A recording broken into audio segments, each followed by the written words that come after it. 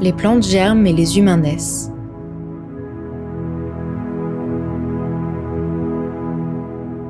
Des milliards d'êtres vivants prennent place dans cet univers.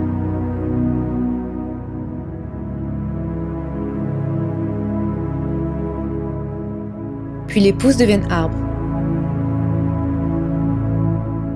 Non pas le grand chêne docile, plutôt lui, là, le petit arbrisseau. Mais je ne connais pas ce type d'arbre. Qui est-il ? Et si cet arbre c'est moi, qui suis-je ? Il faut que j'analyse en profondeur, que je creuse aux racines.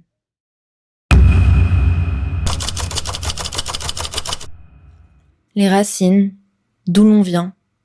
D'où est-ce que je viens ? Ma sève, mon sang, a-t-elle des origines espagnoles comme son nom l'indique ? Papy, est-ce que tu peux te présenter en quelques mots ? Un homme qui a envie de profiter de la vie. Un épicurien. Est-ce que tu peux m'expliquer pourquoi est-ce qu'on a un nom de famille espagnol ? Eh bien, mon père, mon grand-père que je n'ai pas connu et toute ma descendance du côté de mon père, c'était des juifs qui venaient d'Espagne, qui ont été chassés par Isabelle la catholique et qui se sont établis tout autour de l'Afrique du Nord. Ça, c'est le côté de mon père. Et du côté de ma mère, mon grand-père s'appelait Gracias. En espagnol, ça veut dire merci. Et moi, je dis merci à tout ce qui m'arrive. Du fait de nos origines juives, est-ce que ça fait de toi quelqu'un de croyant ? J'ai eu une ambivalence et j'ai compris une chose, c'est que la religion, c'est un danger mortel. Et je trouve que les religions, c'est ce qu'il y a de pire. Tout simplement. Je suis anti-religieux. Une fois, il y avait un papier que tu m'avais sorti de l'armoire où il y avait marqué Keren et plein de textes en hébreu. Oui, j'ai vécu en Israël, dans des kibboutz. J'ai appris un peu l'hébreu. Et il y avait beaucoup de pancartes où il y avait marqué Keren Karemet le Israël. Je ne savais pas ce que ça représentait et un ami m'a traduit, m'a dit que c'était un rayon de lumière. Keren, c'est rayon de lumière. Et quand tu m'avais montré ce papier, tu étais ému. Ah ben, Israël, c'est... Quelque part, c'est des racines lointaines. Hein. De notre famille ? Ah ben, fatalement. Pourquoi tu dis ça ? Ben, parce que tous les Juifs qui vivaient à l'époque en Palestine, dans les années avant Jésus-Christ et après Jésus-Christ, ils ont essaimé à travers le monde. Et notamment dans le bassin méditerranéen. Donc chez nous. C'est le vent transporte les graines à gauche ou à droite. Hein. Et on est tous des croisements de graines les unes avec les autres. Hein. Pour devenir un être vivant, comme un arbre, comme une plante. Et on essaye de trouver la lumière, comme toutes les plantes. On essaye de trouver la lumière. Ma plus grande croyance, très simple, dans la nature. Les arbres, les animaux, la nature, elle est permanente et elle est toujours la même. Et chaque être vivant a toujours les mêmes origines qui se reproduisent. C'est la loi de la nature.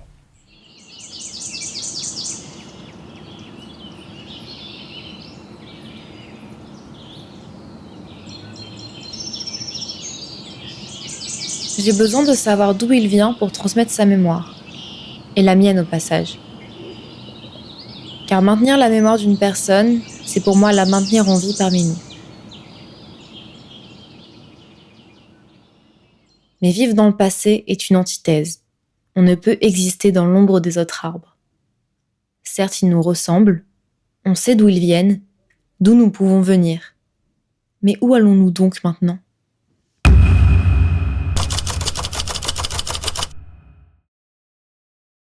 Ne pas savoir où je vais a longtemps été, et est toujours, une source d'angoisse pour moi.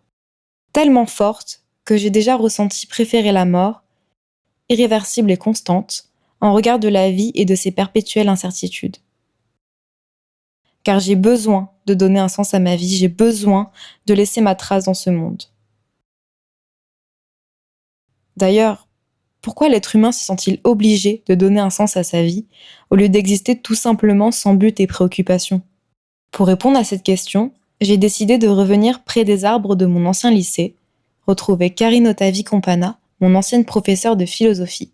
L'être humain est doté de conscience et cette conscience l'amène à réfléchir sur le sens de cette existence, ce qui l'empêche de vivre simplement, c'est-à-dire de passer son temps à satisfaire ses besoins, contrairement aux animaux qui vivent de manière instinctive et ou mécanique.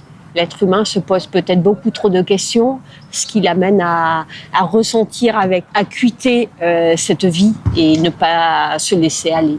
Le grand philosophe du XXe siècle, donc, qui est Jean-Paul Sartre, a bien illustré mes propos de tout à l'heure en disant que si l'homme a du mal à donner un sens à sa vie, c'est parce qu'il existe, contrairement aux choses qui sont fabriquées par l'homme, qui ont une essence, c'est-à-dire qui ont une fonctionnalité dès le départ, qui prédéfinit ce à quoi elles vont servir. L'homme n'a pas de recette, n'a pas de mode d'emploi. Et comme il le dit dans son œuvre, l'existentialisme est un humanisme. L'homme n'est pas un chou-fleur, l'homme n'est pas de la mousse, l'homme n'est pas cet être naturel qui en fait prend tout son sens dans le monde dans lequel il existe. C'est parce que l'homme doit se fabriquer lui-même sa destinée en quelque sorte qu'il est angoissé. Parce qu'il a peur de mal faire, parce qu'il ne sait pas comment faire et parce qu'il ne sait pas justement où il va arriver. Et est-ce que c'est un problème finalement, ça ? C'est peut-être un problème parce que l'homme a toujours pensé devoir jouer un rôle bien particulier dans ce monde.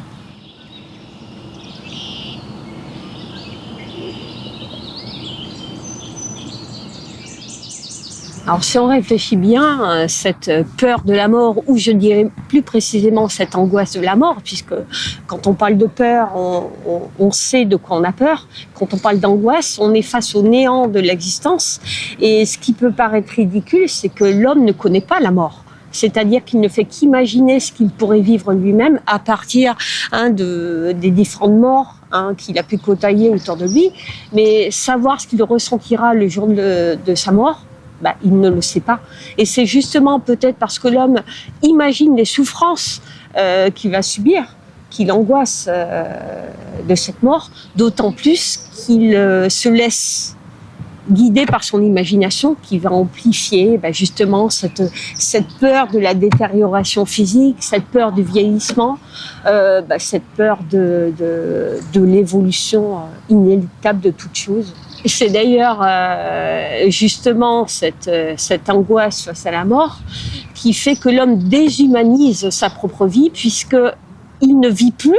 L'homme, en fait, aimerait vivre sa vie en raccourci pour essayer de vite faire ce qu'il n'aura peut-être pas le temps de faire, ce qui est complètement absurde puisque justement on ne vit jamais sa vie aussi bien que quand on découvre au fur et à mesure qu'on pourrait avoir tant d'autres choses à faire à partir de ce qu'on ne pourrait pas faire, tout simplement.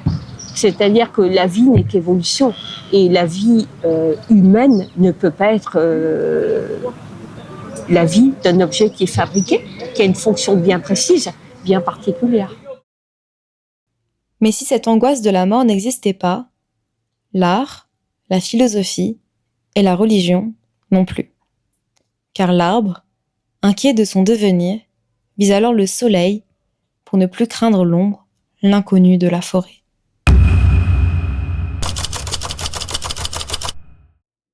Pour prendre de la hauteur, le rabbin Ilan Dre n'a pas besoin de grimper dans les arbres à proprement parler, car il effectue cette ascension grâce à l'arbre de vie dans sa synagogue à Nice. L'arbre de la vie ou l'arbre de vie a deux connotations. Tout d'abord, l'arbre de vie signifie que, comme mon prénom l'indique, Ilan veut dire arbre ou arbuste. Un arbre, sa principale caractéristique, c'est qu'il doit produire quelque chose, donner la vie. L'arbre de la vie signifie avoir un tronc fort, robuste, à toutes les épreuves du vent et des tempêtes, afin de faire naître des fruits. Les fruits, ce sont nos enfants. Ça, c'est la première caractéristique. L'homme est considéré ou comparé à un arbre afin de donner une suite à lui-même. C'est ça la vie. La vie ne se résume pas à moi, mais à la continuité de quelque chose. Ça, c'est le premier point. Le second point, c'est que l'arbre de la vie est représenté par la Torah. La Torah représente la vie. Ça veut dire quoi? C'est-à-dire que tout celui qui s'attache à la Torah, à la Bible, à cet enseignement fort qui émane de la bouche de Dieu, alors méritera la vie. Mais de quelle vie parle-t-on? Non pas seulement de la vie d'ici, mais la vie d'en haut également. Parce que le monde ne s'arrête pas à ici, mais il y a un monde après cela qui s'appelle la mort, mais chez nous on l'appelle la vie. Dans le judaïsme, il y a 3 formes de vie. Il y a une vie embryonnaire. C'est-à-dire qu'un enfant, dans le ventre de sa maman, eh bien, il vit une vie qui est complètement différente de celle qu'on a aujourd'hui. Je m'explique, il ne respire pas, il ne mange pas, il ne fait pas ses besoins dans le ventre de la maman. C'est une vie qu'aujourd'hui, aucun individu sur Terre ne peut avoir. Lorsqu'il sort, il y a une mort effectuée, nous on appelle ça une nouvelle vie, une nouvelle étape. Et bien de la même façon que cette étape-là s'est produite de l'embryon à la vie terrestre, il y a la même étape de la vie terrestre au monde futur. C'est-à-dire qu'on va se détacher de ce corps-là pour laisser émaner la plus grande flamme qui est en nous, l'âme. Vu que la mort n'existe pas et qu'on parle de la vie, les familles qui perdent un proche, en fait, elles ont leur deuil. Leur deuil, ça veut dire quoi? Accepter la déchirure, ou en tout cas la non-proximité avec le vivant. Le vivant, c'est dire de corps à corps. Mais l'âme existe. C'est-à-dire qu'on va laisser une bougie allumée en permanence, ou une lumière allumée dans la maison, ou dans les synagogues, avec le nom du défunt. Parce que la lumière, eh bien, elle se propage et elle éclaire énormément dans l'obscurité. Bien qu'on soit loin d'elle, l'étoile, lorsqu'elle a arrêté de briller, l'œil humain continue à la voir briller. Pourtant, elle s'est déjà éteinte.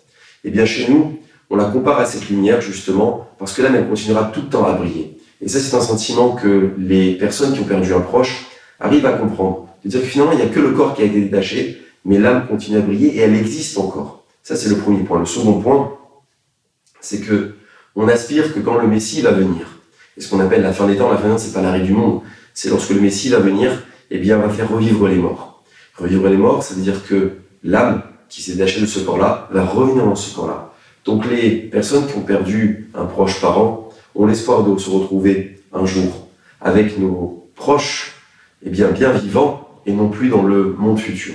Ça, c'est le deuxième point. Le troisième point, c'est que tout le monde va franchir le cap un jour ou l'autre, de passer de la vie d'ici à la vie d'en haut. On va tous se retrouver là-haut.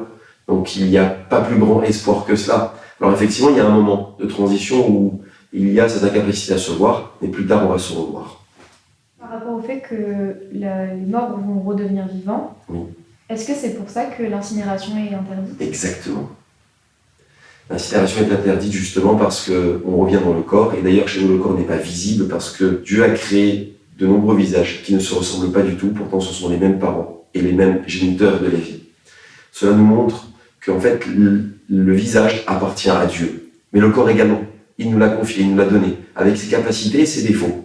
On n'a pas le droit de porter atteinte à son corps, et même dans la mort, on n'a pas le droit de porter atteinte. Pourquoi? Parce qu'on en a avoir besoin dans la résurrection des morts. Si on en porte atteinte, on ne pourra pas revenir. Est-ce que vous êtes enterré comme les personnes catholiques ou c'est différent? Alors, on est enterré à même la terre, et en attendant, on va être enterré sans rien, sans boîte. Pourquoi? Parce que justement, la résurrection des morts, c'est à même la terre. On est habillé d'un linceul, d'un lin blanc, tout blanc, avec une cagoule, le visage recouvert, parce que comme j'ai dit précédemment, le visage appartient à Dieu. Et à la fin, lorsqu'on va se relever, cet habit-là est toujours sur nous, et on va se relever à la vie. Voilà, mais on est enterré à même la terre. Jamais dans les murs, jamais en hauteur, toujours dans la terre. Ilan nous a expliqué que pour la religion juive, l'incinération était proscrite. Cependant, la crémation est obligatoire pour les Sikhs et les Jaïns. Les rites funéraires sont donc nombreux et divers selon les religions. Je m'appelle Laurence, j'ai 44 ans et je suis thanatopracteur. Alors le métier de thanatopracteur consiste à enlever les fluides corporels d'un corps pour les remplacer par du formol pour éviter le processus de putréfaction des corps. Et on a une deuxième spécificité, donc les toilettes mortuaires, qui sont juste en fait de fermer les yeux, la bouche du défunt, de mécher les orifices, de maquiller, de coiffer. On est dans un pays libre, on a le droit de choisir sa religion. Et chaque religion pense par elle-même, entre parenthèses. Donc, par exemple, les musulmans, en fait, tout est important dans le corps. On n'a pas le droit d'enlever le sang, parce que ça fait partie de la personne, en fait, dans leurs croyances. Comme pour les juifs, c'est exactement la même chose. Le sang, donc l'ak, est très important. C'est là où il y a l'âme pour eux. Chacun est libre de faire ce qu'il veut. Nous, de religion catholique, on a pour habitude de veiller nos morts. D'où le soin de thanatopraxie aussi. On a besoin de se recueillir, d'être, entre parenthèses, présent pour le défunt. Et ça dure beaucoup plus longtemps. Après, c'est vrai que des fois, on a un peu de modernité. On m'a demandé de maquiller justement un musulman parce que sa femme était catholique. La pompe funèbre m'a demandé de mettre un petit peu de maquillage parce que justement, il avait des stigmates de la mort. Après, un soin de thanatopraxie, on peut aussi bien inhumer, donc mettre en terre, que crématiser. Il existe une autre alternative au cercueil et à l'incinération. J'ai eu l'occasion d'effectuer un appel visio avec Raoul Bretzel et Anna Citelli, les 2 designers italiens à l'origine d'une capsule funéraire permettant de donner la vie après la mort en devenant un arbre. Capsula Mundi è una bara a forma di uovo realizzata con un materiale biodegradabile al cui interno viene messo il corpo della persona che è deceduta o le ceneri. Questo uovo poi viene messo nella terra come un seme e al di sopra viene piantato un albero. Per cui la nostra idea è anche che albero dopo albero il cimitero possa diventare un bosco.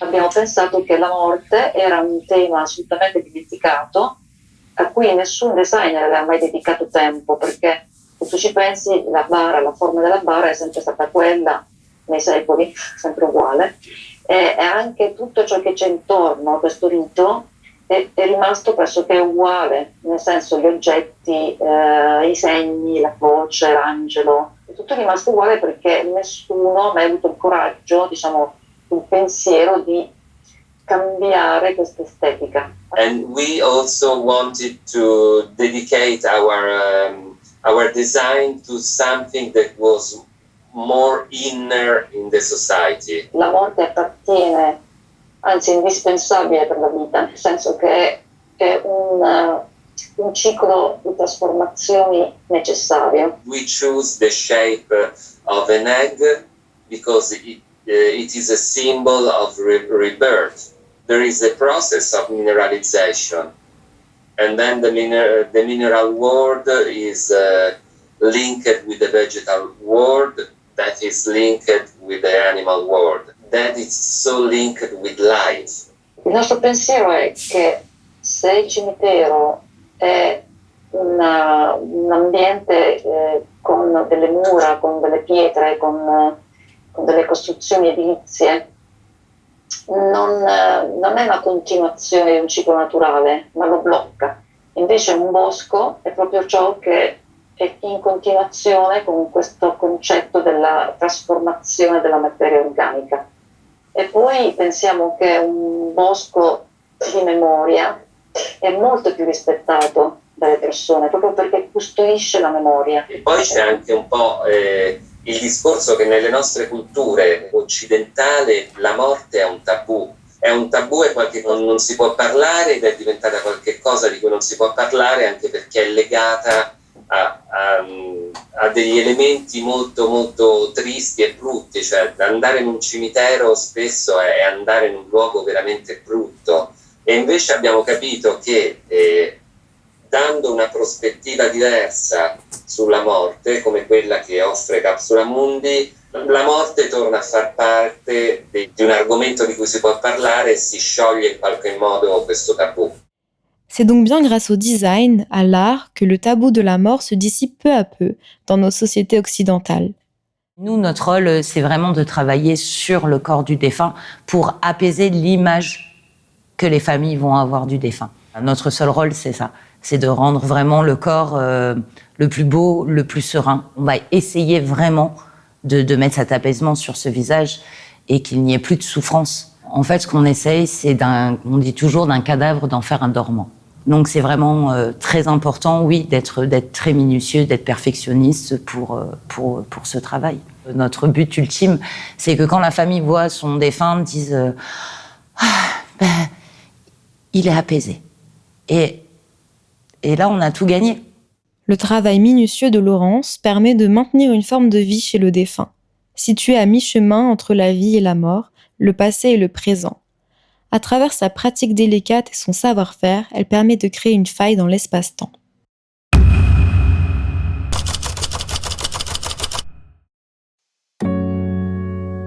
Comme des machines à l'hôpital, l'art maintient une forme de vie, arrête l'écoulement du temps. Les photos, funéraires par exemple ici, et le cinéma figent dans le temps une époque, une mode, un humour, une personne ou des normes sociales. Comme celle de l'art funéraire. À l'époque, l'art funéraire prenait une grande place dans notre société. Les photos post-mortem, qui étaient très courantes dans les maisons, les albums photos de famille, ou parfois même dans les globes de mariés, ont pris le relais sur les peintures funéraires, mais se sont effacées au fur et à mesure du temps.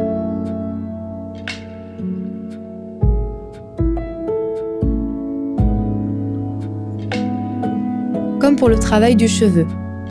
En couronne ou en bracelet, il servait de lien indestructible et indéfectible avec un défunt ou avec le vivant. Ce type de bijou représentant aussi bien un objet de mémoire qu'un gage d'amitié qui dure dans le temps. Car le cheveu est une matière associée au temps, étant une matière qui se décompose difficilement, mais également qui est tissée. Nous pouvons alors faire le lien avec les fileuses du temps d'Homère qui symbolisent le temps qui passe, l'inévitabilité de la mort et le caractère immuable du destin. Sur la base de la thanatopraxie qui permet de ralentir la dégradation d'un corps, la taxidermie permet de figer dans le temps un être, le rendant comme immortel. L'art permet de figer dans le temps, mais aussi de ne pas oublier. Avec par exemple ces médaillons funéraires qui signifient « Je ne t'oublie pas ».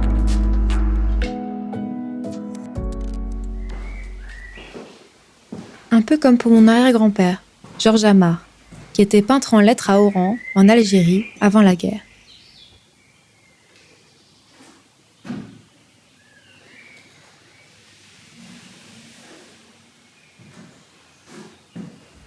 Je ne l'ai jamais connu, et pourtant, cette fresque me ramène à lui.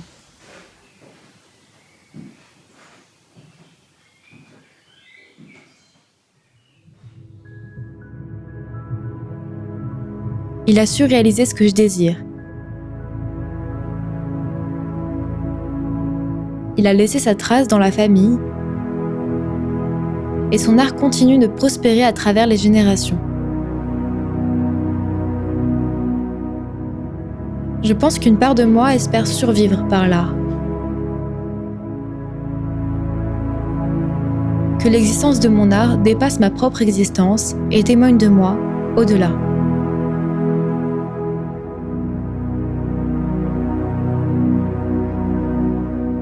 Mais je vous rassure, ce n'est pas pour tout de suite.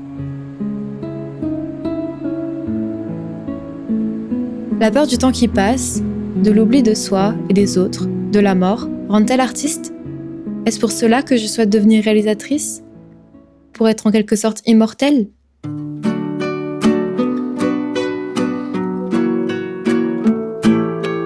Il a tourné sa vie dans tous les sens pour savoir si ça avait un sens, l'existence.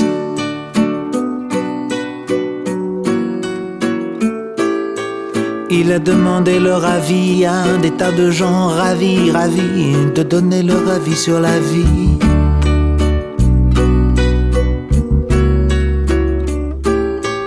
Il a traversé les vapeurs des derviches tourneurs, des hachiches fumeurs, et il a dit: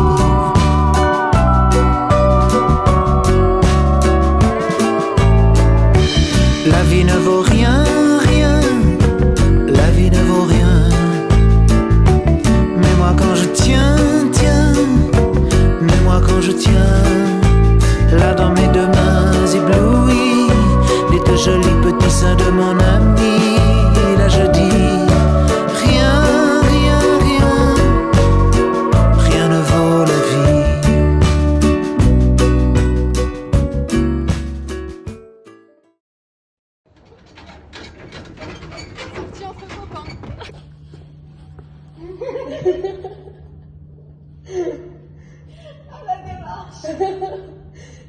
Ça marche comme ça, UL. C'est une vidéo, merde. Je suis pas dessus.